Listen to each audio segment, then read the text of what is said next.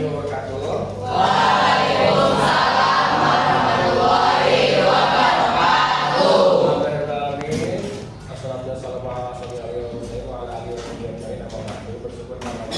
Kita semua dalam keadaan sehat walafiat. Salam kepada Nabi dan ucapkan Allahumma sholli ala sayyidina Muhammad. Baik anak-anak sekalian, sebelum diawali, Bapak mohon dipimpin doa terlebih dahulu. Silakan. Stand please.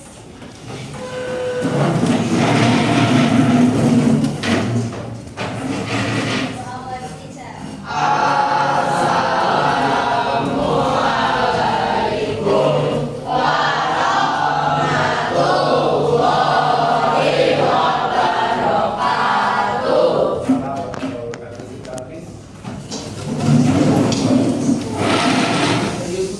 Before we study, let's ask prayer for the game.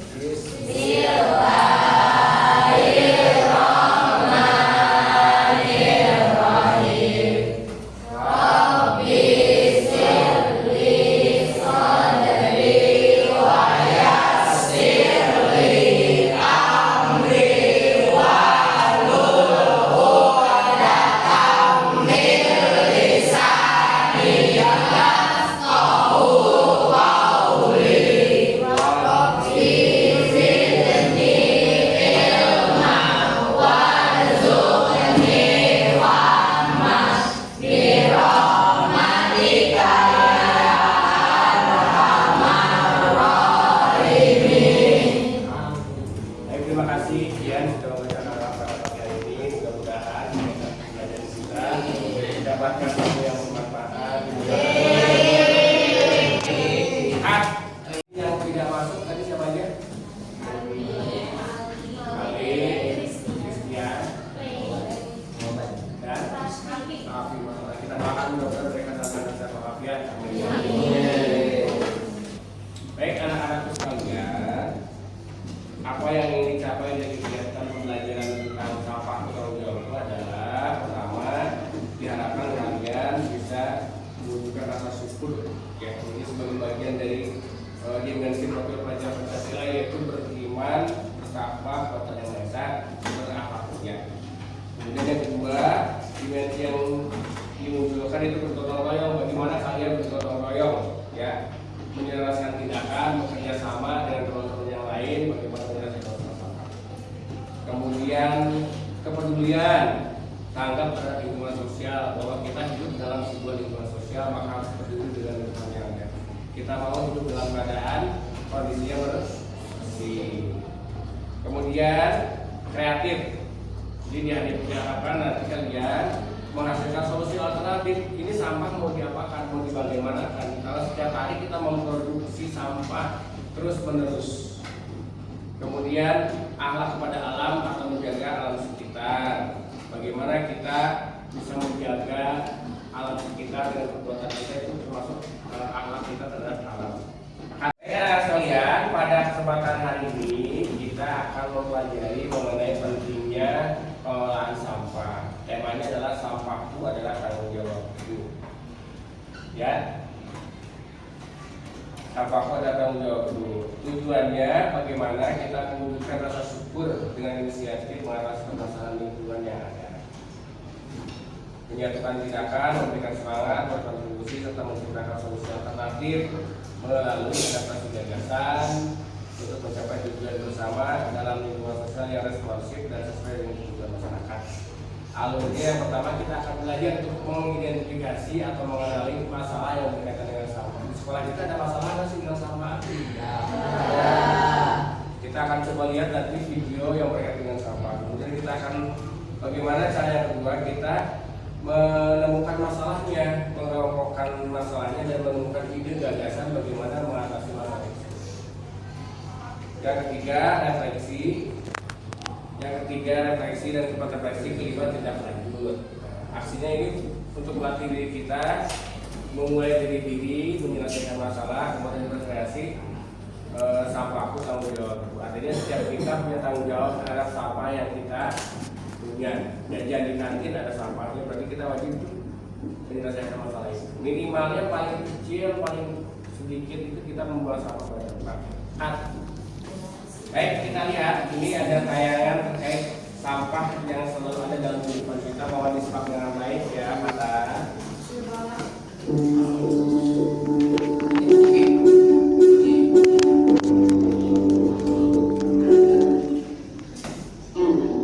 Baik oleh masyarakat maupun pemerintah sebagai pengelola. Kurangnya kesadaran manusia dalam menjaga kebersihan menyebabkan sampah yang bertumpuk di suatu tempat seperti di sini, di TPST Piungan. Yang mana TPST Piungan menampung sampah dari 3 wilayah di daerah Istimewa Yogyakarta, yaitu Kota Yogyakarta, Kabupaten Sleman, dan Kabupaten Bantul.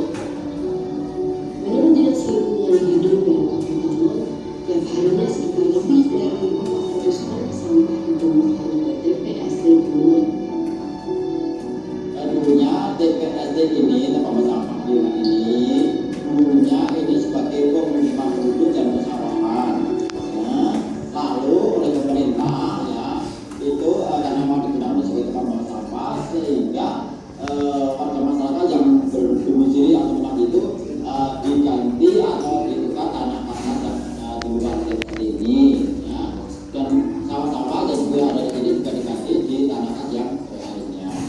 Nah, setelah itu dari warga masyarakat lalu pindah. Setelah itu dibentuklah suatu tempat pembuangan sampah yang luasnya kurang lebih sebagai tempat pembuangan sampah kurang lebih 10 hektar yang 2,5 itu sebagai kantor dan lain sebagainya. Itu ya. Baik, rekan sekalian, itu ada cuplikan sedikit tentang tempat pembuangan akhir sampah. Jadi ketika kita buang sampah dari rumah diangkut oleh pengangkut sampah, mobil pribadi atau mobil perusahaan atau perumahan, nanti diangkut lagi ke tempat pembuangan sampah. Akhirnya dia akan masuk ke tempat pembuangan sampah akhir. Dan ini menjadi satu fenomena yang sangat menurut kalian ini bagaimana sih penumpukan sampah begitu banyak? Indah nggak lihat? Senang nggak lihat sampah? Itu bermula dari mana sih? Bermula dari tempat kita hari ini buang sampah di sekitar kita. Itu lama-lama kita mengumpulkan, menabung, menginvestasi sampah. Kalau yang terdekat di kita ada di Bantar Gebang. Kalau yang pernah lewat ke sana 1 kilometer sebelum ke Bantar Gebang ya, itu sudah dicium aroma yang sangat tidak menyenangkan. 1 kilo itu begitu kita lewat, Bapak pernah lewat bawa mobil set, Masya Allah, wanginya luar biasa. Semoga kita kemauan lingkungan itu mau pada tanah, pada air yang terdekat. Apa yang menjadi faktor penyebab terjadinya pencemaran lingkungan? Kalau tadi tanda-tanda terjadinya pencemaran itu apa? Kedua, faktor penyebab terjadinya pencemaran. Yang menjadi penyebabnya itu apa sih faktornya? Manusianya, alamnya, apa tadi? Tiga, apa dampak dari pencemaran ini terhadap kita? Terhadap manusia, hewan, dan tumbuhan. Terus apa yang dimaksud dengan gaya hidup berkelanjutan? Oke, silakan diskusikan. Saya kasih waktu hanya 10 menit untuk menyelesaikan masalah itu tadi. Silakan. Diskusi Pak. Diskusi nih. Satu, apa tanda-tanda?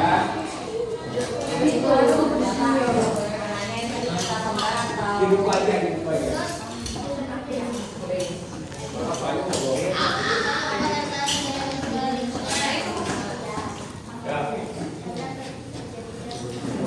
Apa sih yang jadi tanda-tanda pencemaran lingkungan? Ayo, Jose, teman-temannya dibantu. Tanda-tandanya pencemaran lingkungan satu, terus tanda-tanda. Misalnya tanda terjadinya pencemaran lingkungan. Nih, airnya berubah warnanya. Ya, airnya berubah warnanya. Baunya hitam, kan? Kemudian tanah, kalau tanah gimana?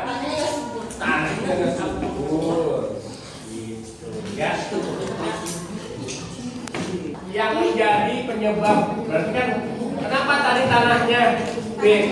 Tanahnya menurut Fitri tadi nggak subur tuh faktornya apa sih, penyebabnya apa? Ya. Berarti faktornya dari manusia. Berarti perilakunya kan. Kemudian air. Faktornya apa tuh yang menjadi penyebab terjadinya pencemaran lingkungan? Ya, perilaku manusia kan. Tadi membuang sampah sembarangan. Ya. Terus tentang sampah bertanggung jawab. Sehari kalau hujan? Kalau nggak ada hujan? Bisa segini ya, sampai seminggu. Sekolah kita ternyata perilaku hidup sehatnya belum terlihat dengan baik. Masih ada sampah di kelas, di dalam meja, di luar kelas, sekolah kita masih ada. Nah, kita mulai dari sekarang bertanggung jawab untuk menyelesaikan masalah ini. Kita berusaha pertama mengklasifikasi dulu nih jenis sampah organik, mana yang termasuk jenis sampah anorganik. Organik itu sampah yang apa tuh? Sampah apa? Yang bisa didaur ulang atau terurai langsung. Contohnya daun-daunan, ya. Sampah anorganik tadi contohnya kan B3, bahan-bahan yang tidak bisa didaur ulang dan berbahaya. Ya, batu baterai itu ya nggak bisa. Sampah kertas, sampah residu. Nah,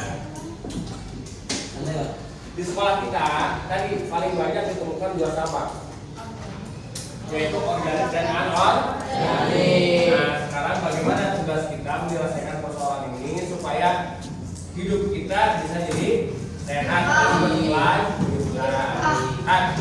Ini lagi. Yang pertama, coba kalian diskusikan apa tanda-tanda terjadinya pencemaran lingkungan. Itu mau pada tanah, pada air yang terdekat. Apa yang menjadi faktor penyebab terjadinya pencemaran lingkungan? Kalau tadi tanda-tanda terjadinya pencemaran itu apa? Kedua, faktor penyebab terjadinya pencemaran. Yang menjadi penyebabnya itu apa sih faktornya? Manusianya, alamnya, apa ini? Tiga, apa dampak dari pencemaran ini terhadap kita, terhadap manusia, hewan, dan tumbuhan? Terus apa yang dimaksud dengan gaya hidup berkelanjutan?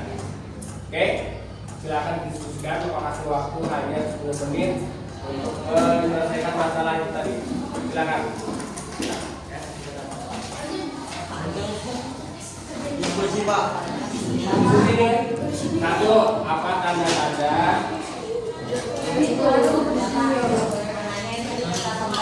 Dibuka aja, dibuka aja. Apa itu?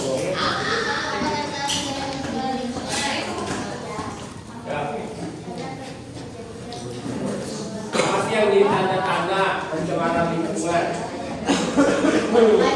Ayo, Sese, teman-temannya dibantu. Tanda-tandanya pencemaran lingkungan satu, terus tanda-tanda. Misalnya tanda terjadinya pencemaran lingkungan. Nih, airnya berubah warnanya. Ya, airnya berubah warnanya. Baunya hitam. Kemudian tanah. Kalau tanah gimana? Tanahnya nggak subur. Gitu ya. Yang menjadi penyebab. Berarti kan kenapa tadi tanahnya B? Tanahnya menurut Fitri tadi nggak subur tuh faktornya apa sih, penyebabnya apa? Ya. Berarti faktornya dari manusia. Berarti perilakunya kan. Kemudian air. Faktornya apa tuh yang menjadi penyebab terjadinya pencemaran lingkungan? Ya, perilaku manusia kan. Tadi membuang sampah sembarangan. Ya. Terus lanjut kalian membuat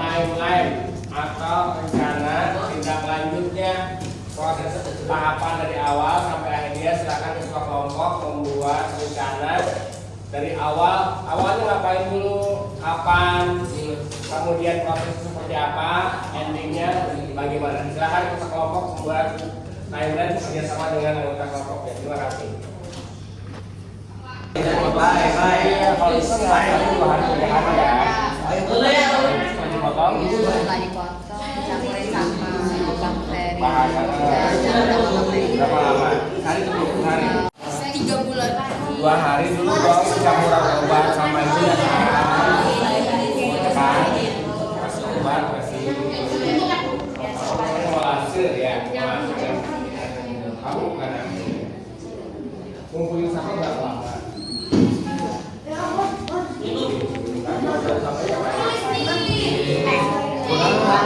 Keringin dulu.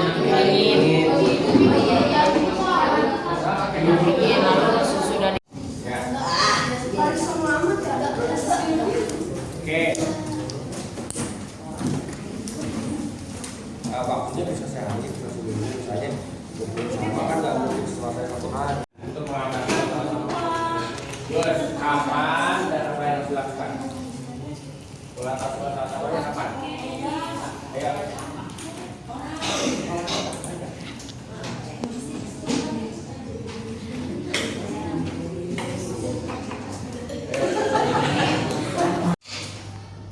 Yang pertama, coba kalian diskusikan apa tanda-tanda terjadinya pencemaran.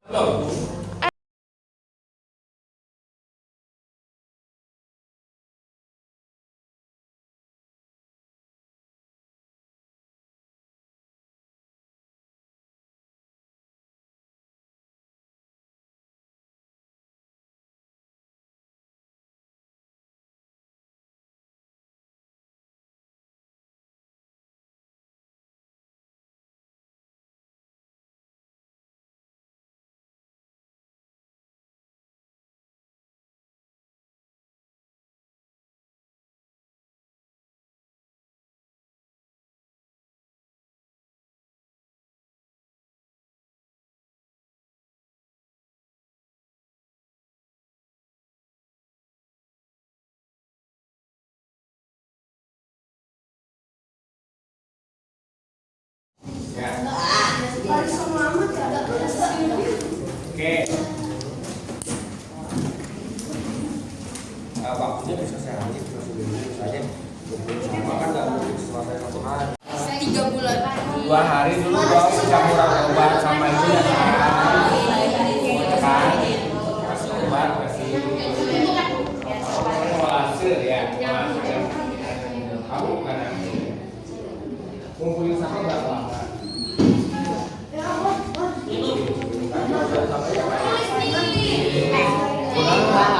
Keringin dulu.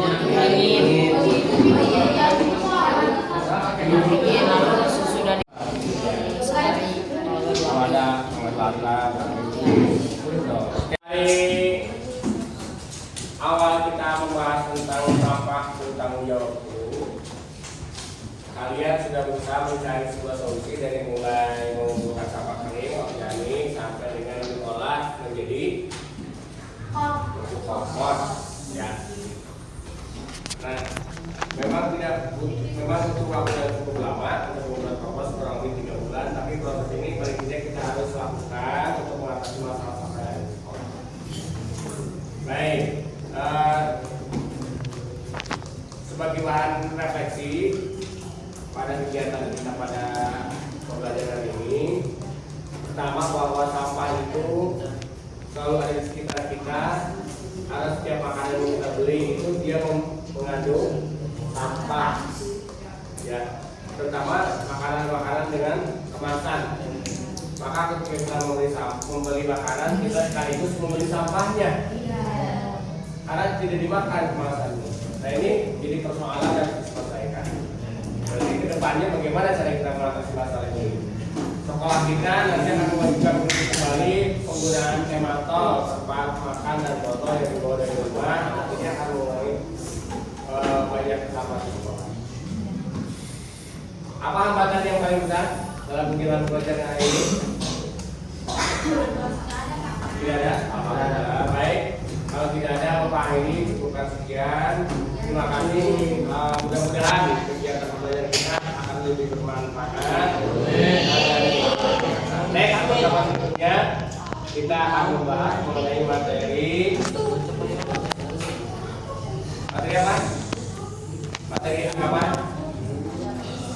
Agama Islam itu iman kepada Nabi-Nya. Terima kasih. Kita akhiri. Assalamualaikum warahmatullahi wabarakatuh.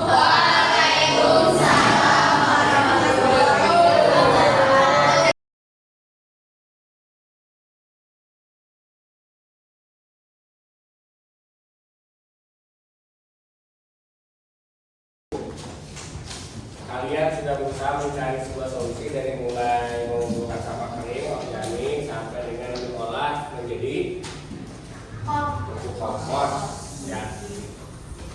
Nah, memang butuh waktu yang cukup lama untuk membuat kompos, kurang lebih 3 bulan. Tapi proses ini paling tidak kita harus lakukan untuk mengatasi masalah sampah yang ada di sekolah. Baik, sebagai bahan refleksi pada kegiatan kita pada pembelajaran ini, pertama bahwa sampah itu selalu ada di sekitar kita.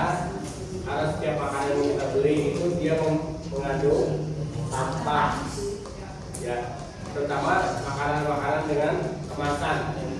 Maka ketika kita membeli makanan, kita sekaligus membeli sampahnya, karena tidak dimakan kemasannya. Nah, ini jadi persoalan yang harus diselesaikan. Jadi kedepannya bagaimana cara kita mengatasi masalah ini? Sekolah kita nanti akan mewajibkan untuk kembali penggunaan kematol, tempat makan dan botol yang dibawa dari rumah. Nantinya akan mengurangi banyak sampah di sekolah. Apa hambatan yang paling besar dalam kegiatan pembelajaran hari ini? Tidak ada. Baik. Kalau tidak ada, Pak ini cukupkan sekian. Terima kasih. Mudah-mudahan kegiatan pembelajaran kita akan lebih bermanfaat. Next, pertemuan berikutnya kita akan membahas mengenai materi apa? Materi agama. Agama Islam itu iman kepada Nabi-Nya.